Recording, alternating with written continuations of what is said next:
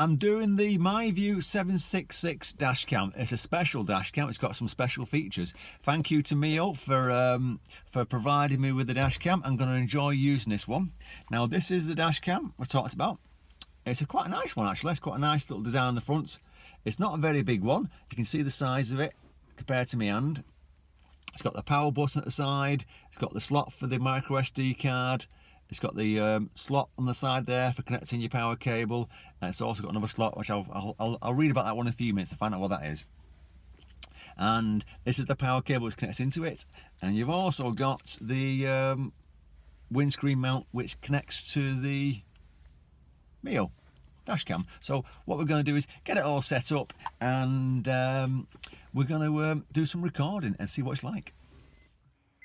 Hello there. So this is the dash cam fixed to the windscreen, and the cable's going across the ceiling, down the side of the pillar, under the glove compartment, and to the 12 volts connector. Now obviously you can go a different way you want, but if you're not too sure, check with your dealers, make sure going past the pillars.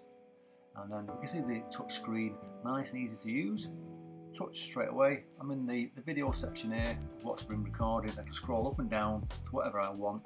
I've set the files for I think it's 3 minutes, but you can go 2 minutes or 5 minutes. You can stop it. You can transfer it to the app, which is available from the app stores. Quite easy to use. Or you can just take out the micro SD card and plug it into the computer. And the events. That's when you've had possibly a bump, or you want to save something straight away. So there's an event key on the bottom right hand corner, a red one. You press that and it saves it straight away for you. It doesn't overwrite it then. And same thing again, you can scroll up and down to whatever you want and review it afterwards. So obviously if something happened in front of you and you want to prove what's happened, save it straight away by pressing the event key. It's quite handy. Nothing too tricky. Now as you go back there, the back key button, there are all sorts of things.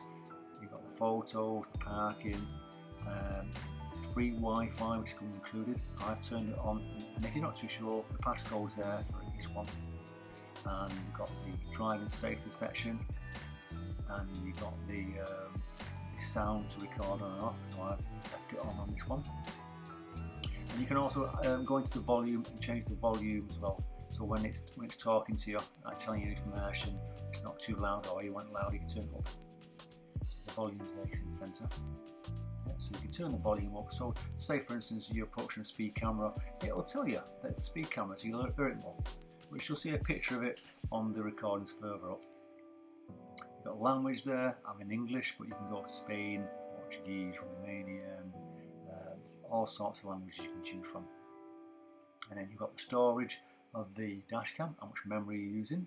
Now I'm using a 32GB on mine, but you can use whatever you want. I think it goes up to about just over 100GB it'll take. As soon as you come out of it, it'll start recording. You see the event on the bottom right hand corner there. So this footage here is from daylight, so it's a nice sunny day.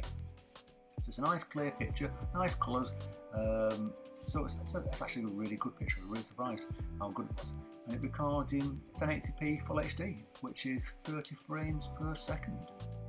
And some of the features that you get on the dash cam is obviously it's got GPS tracking on it, which is included.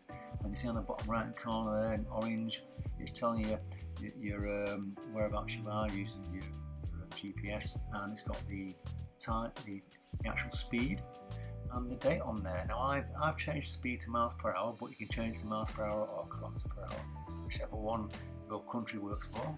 But in the UK it's miles per hour. And then you've also got the touchscreen, which is 2.7 inch touchscreen. As you turn around this corner here, the sun's going to blast on the windscreen, so you're always going to get a reflection.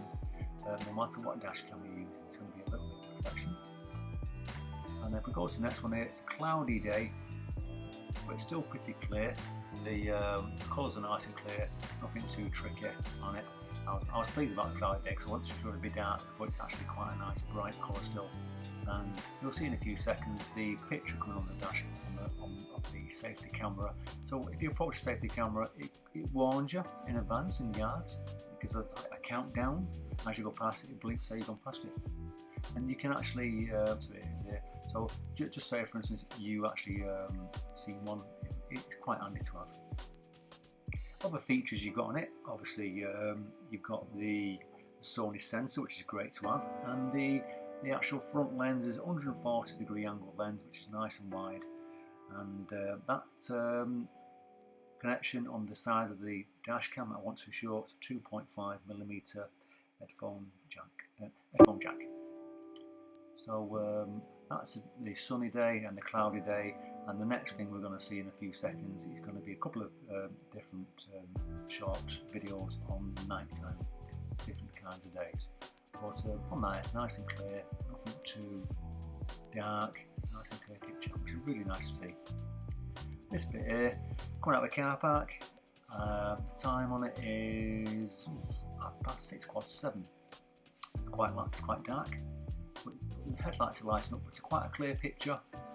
It's always interesting when you record in the dark what you're going to see, but you can see quite clearly what's going on. Nothing too fuzzy. Nice clear colours, nice clear picture. So if you were unfortunately involved in an accident, at least you can see what's happened. And on this next one here, this is in Buckingham on a different day. And the time on this one is just gone 7:07 on a high street. And it's been raining prior to this. So even now it's still quite clear, and you can see what's going on.